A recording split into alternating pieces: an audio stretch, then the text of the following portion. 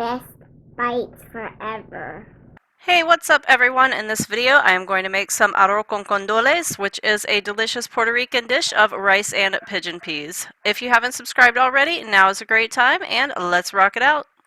The first thing that I'm starting off with here is some achiote oil or annatto seed oil. You can make this really easily at home just by cooking some annatto seeds, some achiote seeds, and oil. You can use canola oil, or I prefer to use olive oil. I will leave a link below to my video showing you how to do that. The next thing that I'm adding into my pan is 2 cups of sofrito. This is a fresh sofrito. It is not cooked down and it's not from a jar. I'm going to add a little bit of kosher salt onto that. If you are not familiar with what sofrito is, it is a combination of peppers, preferably ajo peppers, along with some ricao or cilantro, onions, and garlic. Did I miss anything? I don't think so. So I will also leave a link down below to that, and I will also leave like some ingredients so you can just chop that up. You can do it in a food processor or you can do it by hand. We're going to cook that down until a lot of that liquid starts to disappear, and it is going to look like this. Once we get most of that liquid gone, it's time to add in our rice. I am using 3 cups, which is going to make quite a bit of rice, but we like this, so we make a lot when I make it. All 3 of my cups of rice are in there, so I'm going to stir them around, and I want to get everything coated in the oil. And when you're sauteing this around, you're going to start to notice these tiny little white spots on your rice. These are called chalk spots, and that is what lets you know that it is time to add in the water.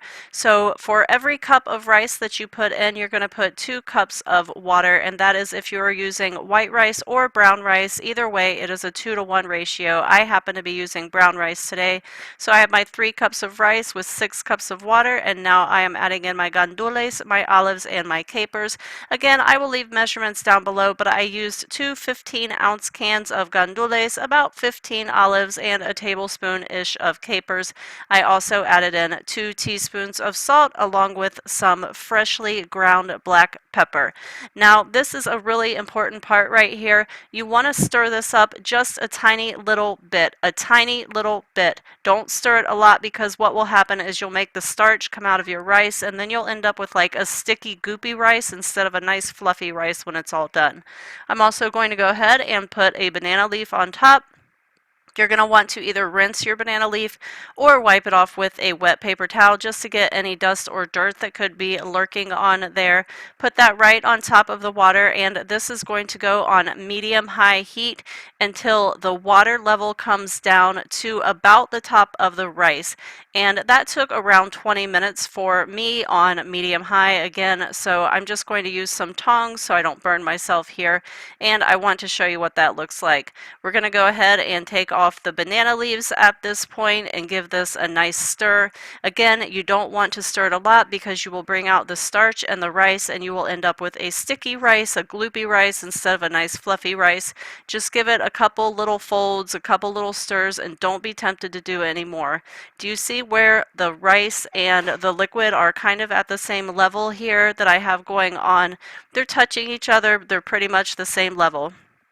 That is letting me know that it was time for it to stir. I'm going to put my banana leaves back on top along with a lid, and I'm going to let this continue to cook on low. It's going to be number 2 on my stove until I get some pigeon on the bottom, which is the caramelized rice, and it looks like this on top. Hey, if you have not subscribed already, now would be a really great time. If you are already subscribed, thank you so much. You're awesome. And that's it for now, guys. I will see you in the next video. Happy cooking, everyone. Best bites forever.com